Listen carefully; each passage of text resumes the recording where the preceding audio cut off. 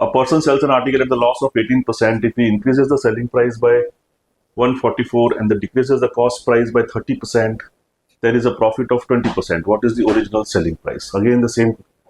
तो ही selling a loss of 18%. तो अगर पहला तुम्हारा CP1 था 100, उसका लॉस है 18, इस SP1 is 82, correct? If he increases the selling price by rupees 144, so the difference between SP1 and SP2 is 144, and decreases the cost by 30%, मतलब cost आपने 70 कर दिया, 100 का 70 कर दिया, तो प्रॉफिट उसको 20% का मिलता है. तो मतलब इस पे 20% का प्रॉफिट मिलेगा, तो 14 का प्रॉफिट मिलेगा, तो 84 उसका SP हो जाएगा. बराबर है. तो 84 और 82 के बीच में डिफरेंस 2 है, जिसकी वैल्यू 144 दे रखी है, तो एक की वैल्यू 72 हो गई. आपको ओरिजिनल सेलिंग प्राइस पूछा है, तो ओरिजिनल सेलिंग प्राइस आपकी 82 है, तो आपको 82 की वैल्यू पूछी है. तो 82 की वैल्यू क्या होगी? 72 into 82. So whatever is the answer. तो how I will do it, 72 into 80 करूंगा, उसमें मैं 72 इंटू 2 ऐड कर दूंगा. तो 72 इंटू 82 में क्या होगा? 6, 56, 5760 plus 144.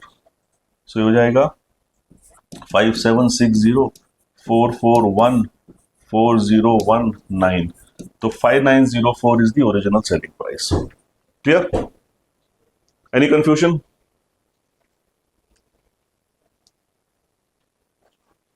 A man sells an article at 5% profit. If he had bought it at 5% less and sold it at rupees 1 less, he would have gained 10%. If he had bought it at 10% less and sold it at X rupees less, he would have gained 5%.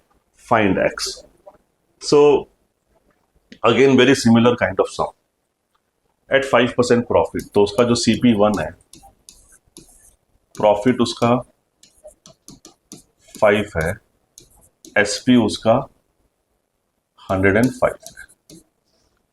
If he had bought it at 5% less, अगर वो CP2 इसका 5% less में करता तो 95 में आता उसको, and sold it eight for rupees 1 less, तो इसका और SP2 का जो डिफरेंस है उसका डिफरेंस 1 रुपीज है. He would have gained 10%. तो इस पे 10% मिलता उसको, तो 95 का 10% 9.5 है, तो 0.541, तो ये 104.5 पे बेचता. बराबर है ना, क्योंकि इस पे लॉस तुम्हारा, इस पे प्रॉफिट तुम्हारा 10% का होगा. क्लियर है? सो 105 और 104.5 में 0.5 का डिफरेंस है, जिसकी वैल्यू 1 रुपीज दे रखी है. दोनों का जो डिफरेंस उसका 1 रुपीज है ना, तो 10 से मल्टीप्लाई करो तो 5 की वैल्यू 10 है, तो मेरे को 100 की वैल्यू CP मिल जाएगी. 100 की वैल्यू कितनी होगी? दोनों तरफ से 20 को मल्टीप्लाई कर दूंगा तो 200. So I got the CP of the item as 200. So मेरा CP मेरे को मालूम पड़ गया सिनेरियो से 200 रुपीज है. If I had bought it as 10% less, 10% less मतलब 180 रुपये में खरीदता अभी मैं, and sold it at X rupees less,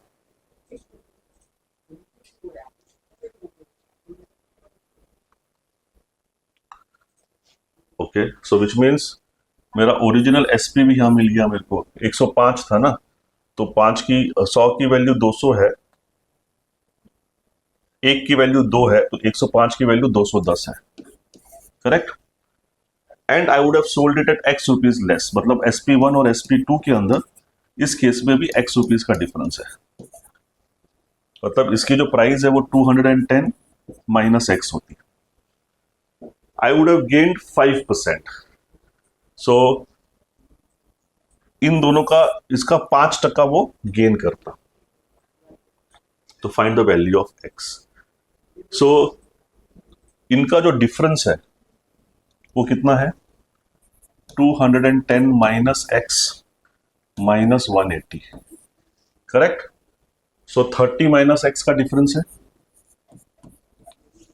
so this 30.X is corresponding to 5% profit, right? तो 5% ऑफ व्हाट? 5% ऑफ 180. तो 5 अपॉन 100 इंटू 180, ये कट हो गया. 5 1 5, 2 2 1 2, 9. So x अगर उधर ले गया मैं 30 minus 9 equals to x. So x की वैल्यू मेरे को 21 मिल गई. तो value of x is 21. Clear? तो इन दोनों सिनेरियोज में से पहले मैंने जो फर्स्ट सिनेरियो मेरे को 5% प्रॉफिट और दूसरा सिनेरियो जब कॉस्ट प्राइस 5% लेस हुई, डिफरेंस ऑफ सेलिंग प्राइस ₹1 हुई, आई could find this CP. I could find CP and SP. अभी सीपी और एसपी मिलने के बाद ने मुझे बोला है कि अभी x रुपीज लेस में बेचा है और 10% कम में खरीदा है, तो 5% प्रॉफिट होता है, which means SP2 minus CP2 का जो वैल्यू है वो मुझे पता है 30 माइनस एक्स है, and 30 minus x is representing 5% of the cost. So 30 minus x is representing 5% of new cost 180. So I could find x की value. Okay, let's go ahead. An article was sold at 11 1/9 profit. So 11 1/9 means in fraction 1/9, which means मेरा जो CP1 है वो 9 था, profit 1 था, SP1 10 था. Had it been purchased at 1300 less, तो अगर मैं 1300 में कम में खरीदता इसको एंड सोल्ड एट 33,000 लेस, तो डिफरेंस यहाँ भी 3,000 होता सेलिंग प्राइस में. There would have been a loss of 9 1/11. तो 9 1/11% मीन्स फ्रैक्शन में 1/11. सो मेरा लॉस है, मतलब CP 11 है, CP2 11 है, लॉस 1 है, तो SP1 SP2 भी SP2 10 है. बरोबर है? Okay. Now what they've told me, find CP. So I have to find CP means I've been asked to find the original CP. Okay, original CP. So in this method we have seen in my ratio proportion videos, if you see this we can do by cross product method. So 10 into 9 is 90 and 11 into 10 is 110. So 110 minus 90, जो ratio का difference है वो 20 है, और quantity का difference कितना है? This is 33,000 and this is 13,000. तो क्वांटिटी का डिफरेंस 20,000 है. तो रेशियो का डिफरेंस जो 20 है, इट इज करस्पॉन्डिंग टू 20,000. तो 1 का difference will correspond to 1,000. I have to find the CP. तो my CP is 9. तो 9 की वैल्यू उसका ओरिजिनल CP 9,000 होगा.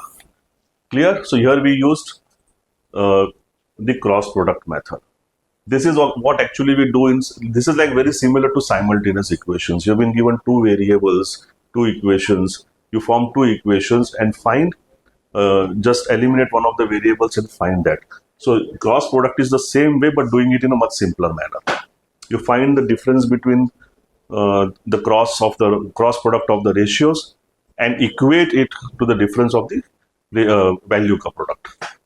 So students, like just for you guys, I'm burning midnight oil and I'm trying to segregate and make some concepts collections on profit and loss, and I've brought some 9-10 concepts here just for you. Just go through these videos, and if you have any difficulty in understanding anything, please WhatsApp me on the number, get in touch with me, or subscribe to my YouTube channel so that I will get more and more motivated to bring such videos.